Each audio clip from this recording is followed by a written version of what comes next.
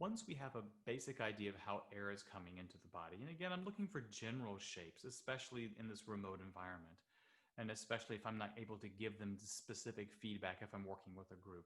I'm giving them skills so they can get in the general shape of what's happening. But once they get the air in, we need to then challenge the system a little bit to make certain that what they were doing is going to be maintained. One of the best ways I know to do this is with a hissing. And this is not new, this is not revolutionary, but there's a couple of caveats to this and a couple of things to direct your students' attention to because it's not just the hissing that makes them better singers. It's the skills that they acquire while doing the hissing. So I'll have them put their hands wherever they feel that gesture of inhalation, wherever they feel expansion the most. For me, it's kind of on the sides, a little bit to the front of the sides. That's where I just happen to feel it. So I put my thumbs there, and when I make sure that I have a nice elevated sternal posture.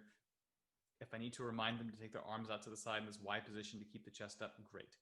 That's step one. And then feeling that lower expansion, step two. And then I'm just going to ask them to hiss. I'm going to ask them to look at themselves either in a picture, on whatever platform you're using, in a mirror, on their phone, whatever, and notice what's happening to this sternal posture. As they begin to hiss, this is going to want to collapse. And that's what we're looking to inhibit. We're looking to kind of reverse what is typical, which is this kind of collapse to get the air out, and rely on other muscles in order to get exhalation to happen. So I have an open sternal posture. I breathe in, and then I hiss.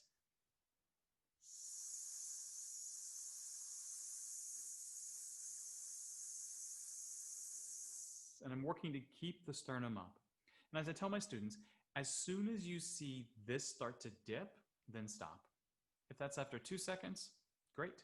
If that's after 20 seconds, awesome. But we're making certain that we are conscious in what we are teaching our body. My mentor in movement in Indiana would say, as you rehearse, so you perform. And so if in this hissing exercise, we allow ourselves to collapse, to squeeze out that air, then we are teaching ourselves to collapse and squeeze out air. And that's not exactly what we're going for. We can also direct our students' attention to the quality of the hiss itself. We need to make certain that whatever kind of hissing we're doing, that's consistent. If we have little surges of air pressure, that's going to cause the vocal folds to grip. And again, that's probably not what we're looking for. So we need a smooth, consistent S. Once that's stabilized, we can ask them to think about varying the quality of that hiss. We can ask for a high pressure, high pitch S. I really have to engage to make that happen. Or a low pressure, low pitch S.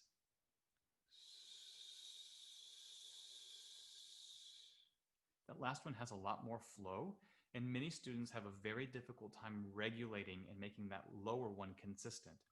However, we need to have a flexible and buoyant inhalatory and exhalatory system, and so responding to different pressures is very, very beneficial, and learning how to make any pressure consistent is also very beneficial.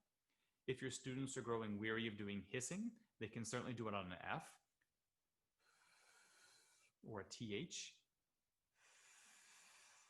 But the main thing that we need to draw their attention to is how consistent is that hiss? Is the chest staying open, keeping the chest from collapsing?